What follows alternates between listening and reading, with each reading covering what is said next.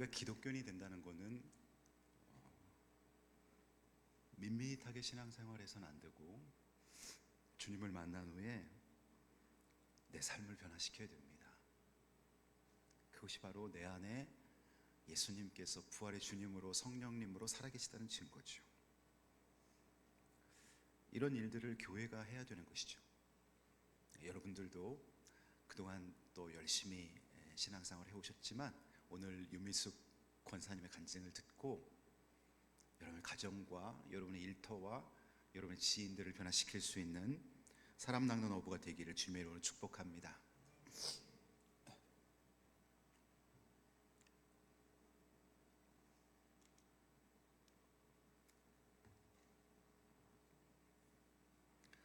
우리 유미숙 권사님 간증 중에 권사님도 한때 철학인가 도를 위해서 계룡산에 들어가서 1년 동안 있다 나오셨다 그랬는데 다음 주에는 제가 여러분에게 예방주사를 맞춰드리는 마음으로 우리가 어떻게 기독교 이단들을 대처해야 될 것인가에 대해서 여러분에게 설교하도록 하겠습니다.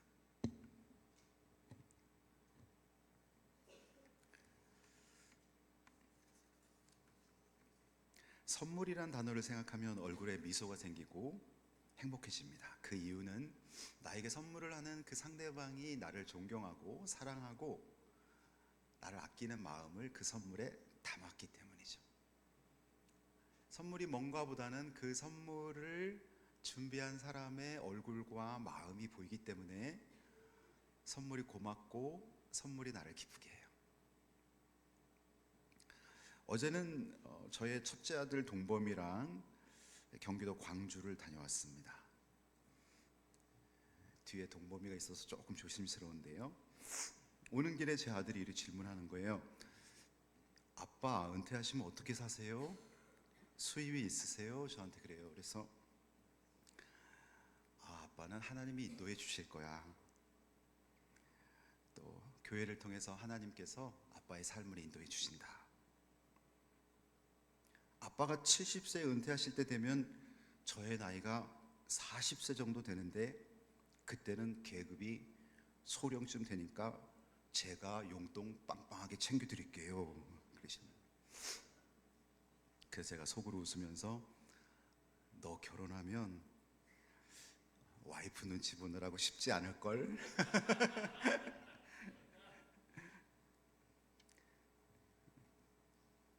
그래서 제가 그랬어요. 아빠는 너가 사관학교 들어가서 너의 앞길 잘 열어나가는 것만으로도 감사하다. 그들이 이제 제 아들이 저를 위로합니다.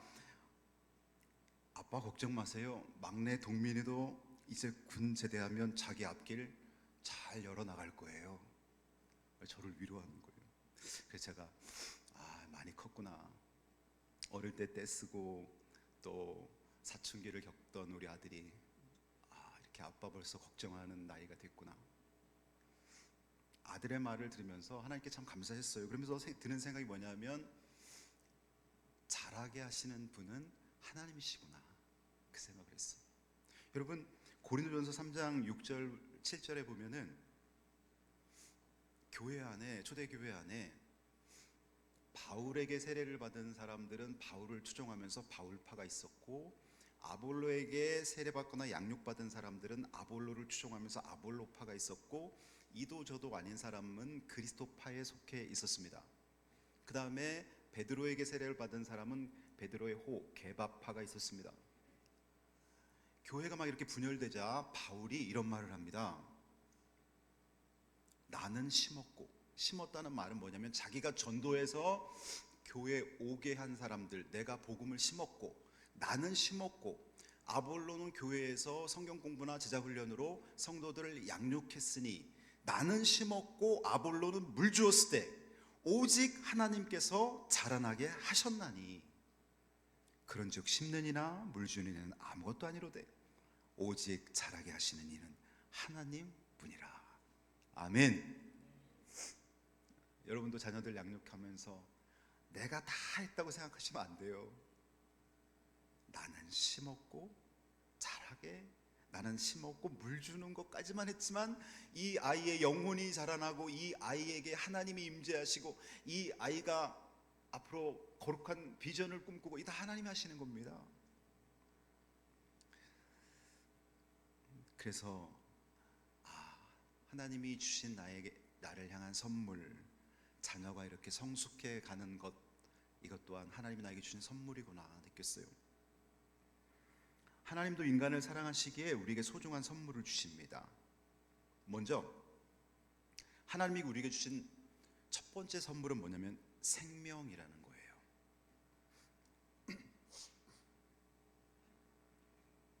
살아있다는 것이 감사한 것입니다.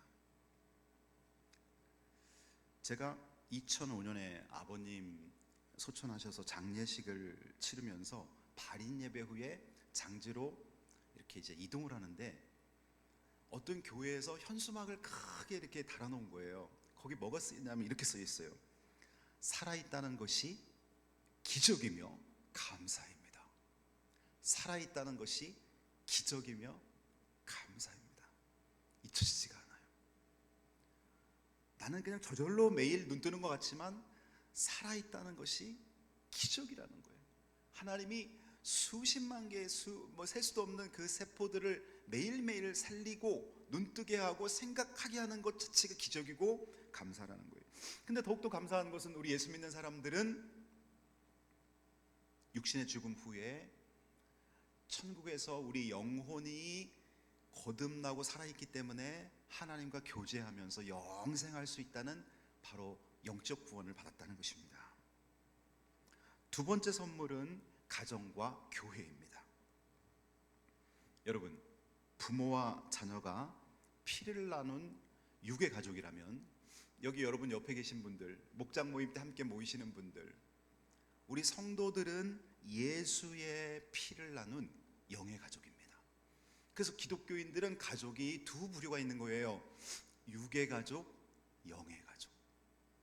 소중히 여기시기 바랍니다. 그리고 서로 나누면서 유익을 누리시기 바랍니다. 우리 오늘 유미숙 권사님의 이 간증을 통해서 얼마나 많은 걸 느껴요. 인생을 살면서 나만 힘들 줄 알았는데 저분은 나보다 더 힘든 과정을 겪으면서도 저렇게 멋지게 그리스도의 향기요 그리스도의 편지로 살아가고 있구나. 도전을 받는 거죠.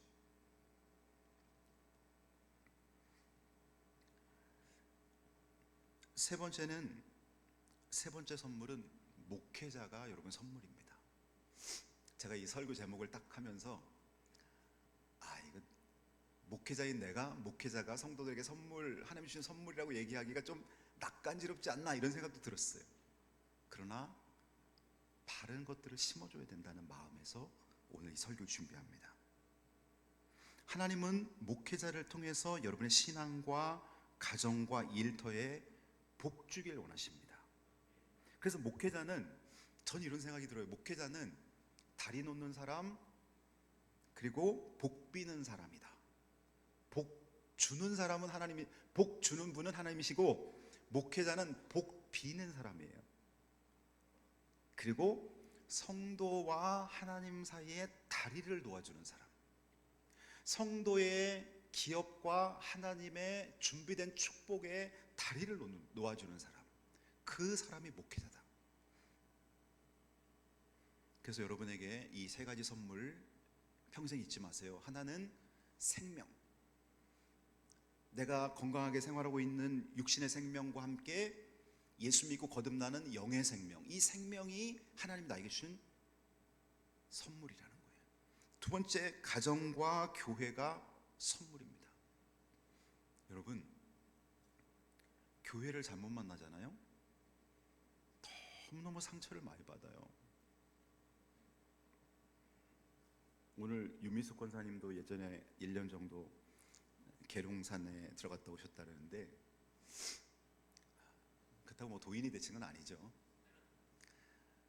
저도 제가 대학 88학번인데 88년도에 저의 초등학교 동창이자 중학교 동창인 어떤 자매가 충북대 국어교육과를 그 자매는 다니고 저는 경영학과를 다니고, 근데 하루는 이 자매는 중학교 때 분명히 교회 안 다녔거든요. 근데 저한테 아주 친근감 있게 인사를 하면서 성경 공부를 하러 가자는 거예요.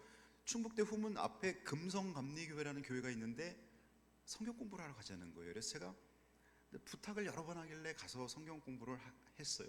그래서 같이 쭉 공부를 하는데 나중에 알고 봤더니 정명석, JMS, 지금 정명석은 감옥에 가 있죠. JMS 2단인 거예요. 그래서 제가 거기 빠져나오느라고 굉장히 힘들었어요. 그리고 저는 일반 대회를 나오면서 하나님께서 저에게 대학 3학년 때 목회자의 비전을 줘서 신학대학원을 공부하고 98년도에 농촌교회, 시골교회, 제 고향 옆 동네 목회자로 간 거예요. 근데 이제 저희 동네에는 교회가 가구수는 한 35가구밖에 안 되는데 교회가 있었고, 그 옆 동네는 오티라는 동네가 있었는데 한 100가구 정도 되는데 그 안에 절이 있어요. 그래서 교회가 거기 들어서질 못했어요. 그래서 이제 기간을 딱 정해놓고 그 오티라는 동네에 쫙 전도를 하는 거예요.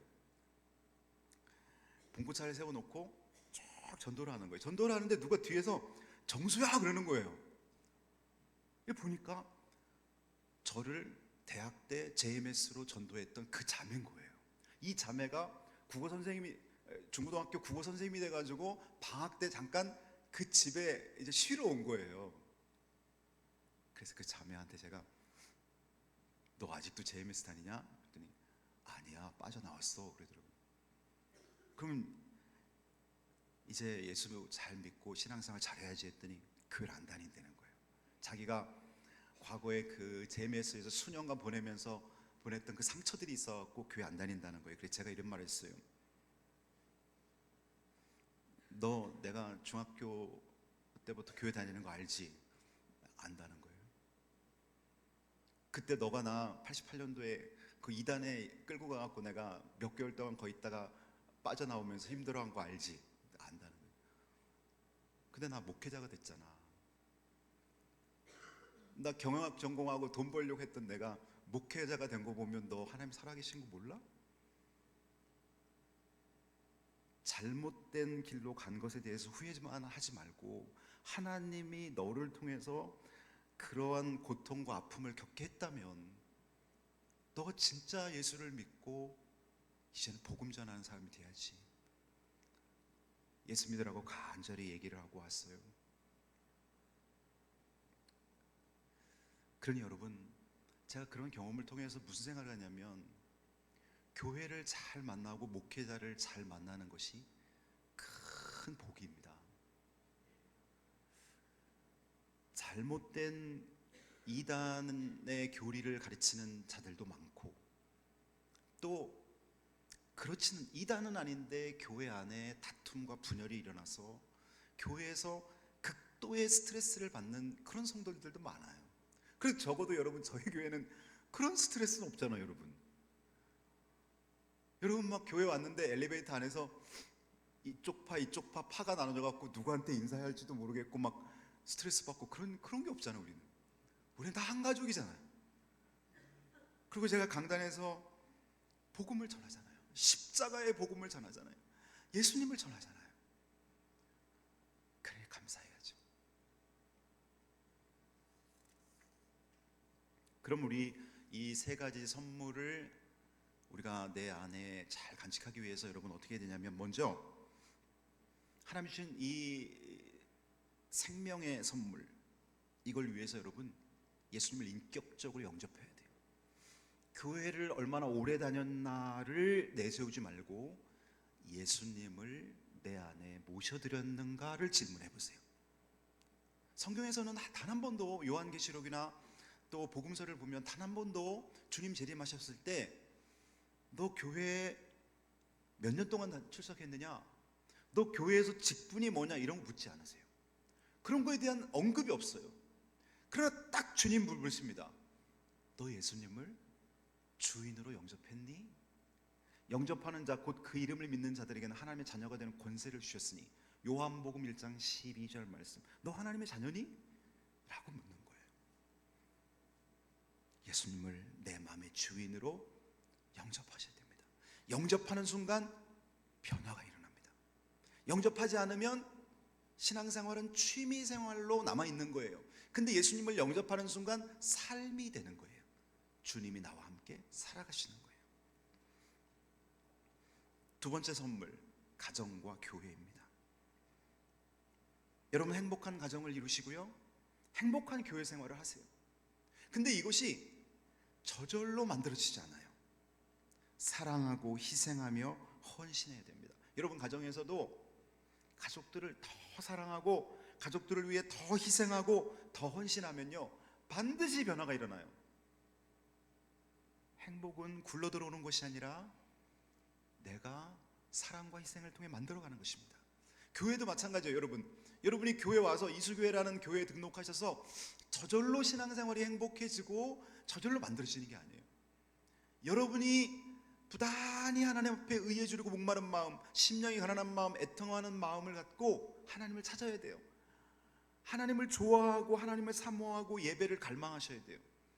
여러분에게 주신 재능과 은사를 가지고 교회 각 부서에 소속돼서 그 부서를 섬기면서 건강한 교회를 만들어가면서 여러분 행복을 누리는 거예요. 하나님이 선물로 주신 가정과 교회가 여러분 행복하다면 여러분 인생은 행복한 거예요. 마지막으로 목회자와 좋은 관계를 맺으세요. 여러분과 제가 싸워서 등진 분은 여기 한 분도 없을 거예요. 그렇게 나는 목사님하고 싫은 소리 한 적도 없고, 나 목사님 만나면 반갑게 인사하는데 그 정도의 관계를 말하는 게 아니에요. 제가 아까 말씀드렸죠? 여러분 한번 스스로 질문해 보세요.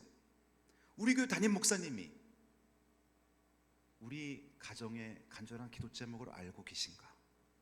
나는 담임 목사님께 그렇게 주기적으로 1년에 한 번씩이라도 말씀을 드렸는가? 우리 교회 담임 목사님이 내 일터에 오셔서 우리 교회 담임 목사님 마음속에 내 일터가 시청각 자료처럼 청사진처럼 새겨져 있어서 우리 목사님이 밤 기도해야 할 때 내 일터를 기억하면서 기도하시는가? 스스로 한번 여러분 물어보세요. 한 번도 얘기하지 않았는데, 한 번도 보지 않았는데 어떻게 기도하겠어요? 그렇지 않아요, 여러분? 하나님이 갑자기 계시를 줘서 아무개 집사 일터는 이렇게 생겼고 아무개 집사 가정은 이렇게 생겼으니 기도해, 그렇게 말씀하실까요? 아니에요. 여러분이 사모하면서 목회자를 활용하시기 바랍니다.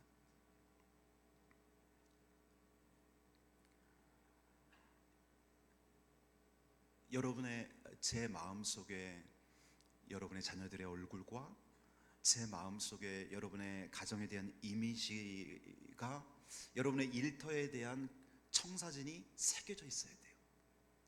그래서 기도하려고 생각하지 않아도 저절로 척척척척 떠오르는 그런 관계. 하나님께서 저를 통하여 여러분의 일터에 복을 주시고 저를 통하여 여러분의 가정을 축복하신다면 저를 매개체로 사용하셔야 돼요. 삭개오처럼 하시면 됩니다. 누가복음 19장 1절부터 9절에 보면 여러분이 잘 아는 삭개오, 그는 세리장, 세금을 걷어들이는 세리장. 그러니까 사람들한테는 별로 인기가 없겠죠? 세리장이면서 그 당시 부자였습니다. 근데 사람들은 그를 싫어해요. 악착같이 세금을 걷어들이니까. 친구가 없어요. 늘 외로워요. 그때 당시 예수님께서 여리고로 들어가신다는 소식을 듣고, 야, 도대체 예수님은 어떤 분인데 저렇게 많은 사람들이 그를 추종하는가 궁금한 거예요. 예수님을 나도 한번 만날 수 있을까라는 궁금증 속에서 그는 돌 무화과 나무 위에서 키가 작았기 때문에 예수님이 사람들과 어떻게 하는지를 지켜보고 있는데 예수님의 마음에 삭개오의 마음이 쫙 들어오는 거예요. 그리고는 예수님이 삭개오를 부릅니다. 삭개오라 이름하는 자가 있으니 세리장이요 또한 부자라. 그가 예수께서 어떠한 사람인가 하여 보고자 하되 키가 작고 사람이 많아 할 수 없어 앞으로 달려가 보기 위하여 돌 무화과 나무에 올라가니 이는 예수께서 그리로 지나가시게 되미로라. 예수께서 그곳에 이르사 쳐다보시고 이르시되 삭개오야 속히 내려오라. 내가 오늘 내 집에 유하여야 하겠다 하시니 급히 내려와 즐거워하며 영접하거늘 예수께서 이르시되 오늘 구원이 이 집에 이르렀으니 이 사람도 아브라함의 자손임이로다. 오늘 이 6절 말씀을 가슴에 기억하세요. 급히 내려와 즐거워하며 영접하거늘. 여러분이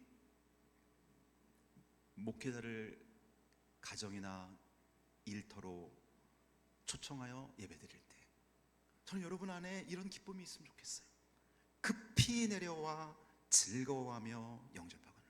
어떤 가정에 가끔 가면 아이들이 어린데 얘들아 목사님 오셨어? 그러면 애들이 막 좋아갖고 목사님 오셨대. 야 우리 집에 목사님 오셨대. 막 애들이 한 두세 명 막 뛰어나오면서 목사님 오셨대. 아이 제가 갑자기 뭔가 그렇게 좋아하는 그 가정에 하나님 목회자를 저렇게 즐거워하고 영접하는데 이는 곧 하나님을 사모하고 하나님이 주신 복을 기다리는 이 가정에 복을 내려 주시옵소서. 이 자녀들이 앞으로 위대한 인물이 되어 하나님 마음을 시원케 드리는 축복의 통로가 되게 해주시옵소서. 이 기업에 복의 복을 더하사 세계 선교를 감당하며 하나님 나라 확장을 위해 쓰임받는 그런 기업이 되게 해주옵소서라고 축복하게 되는 것입니다. 오늘 말씀을 맺겠습니다. 여러분, 지금은 신방을 즐겨하는 시대가 아닙니다. 그러나 제가 신방을 다녀오면 그 사람의 가정과 그 사람의 일터가 청사진처럼 제 마음에 남아있어요. 이건 분명한 사실이에요. 그래서 아내랑 늘 그런 말 많이 해요. 신방이 정말 필요하긴 해. 그래서 여러분이 이렇게 3, 4월 춘계 신방할 때 한 해는 가정 신방, 또 그 다음에는 일터 신방, 한 2년에 한 번씩 돌아올 수 있게끔 한 해는 가정 신방, 한 해는 일터 신방해서 신방을 신청하세요. 사실 저도 신방이 막 하루에 몇 군데씩 빼곡하게 잡히면 저도 사실은 피곤할 때가 있어요. 그러나 나는 복 비는 사람이구나, 나는 하나님과 성도 사이에 다리 놓는 사람이구나, 그게 목사지, 그런 생각이 늘 있어요. 그래서 여러분이 이 부분을 사모하시면서 신방을 잡으시고 다른 거 아무것도 준비 안 하셔도 돼요. 어떤 분들은 이래도 목사님 오셨는데 접시 식사 한 끼 대접해, 그런 생각하지 마세요. 정말 대접하고 싶으면 그냥 커피 한 잔, 녹차 한 잔이면 됩니다. 아무것도 준비하지 마세요. 하나님을 사모하는 마음으로 간절한 기도 제목을 준비하고 맞이하시면 됩니다. 오늘 본문에 보면 하나님은 제사장 아론과 그의 후손을 통해 이스라엘 백성을 축복하라고 명령하셨습니다. 그리고 제사장이 성도들을 축복할 때 하나님은 복을 주신다고 약속해 주셨어요. 오늘 본문 27절을 보겠습니다. 그들은 이같이 내 이름으로 이스라엘 자손에게 축복할지니. 여기서 그들은 누굽니까? 아론과 그 자손, 지금으로 말하면 목회자를 말하는 것입니다. 그들은 이같이 내 이름으로 이스라엘 자손에게 축복할지니 내가 그들에게 복을 주리라. 내가 목회자를 통하여 그들에게 복을 주리라. 주님 말씀입니다. 기도하겠습니다.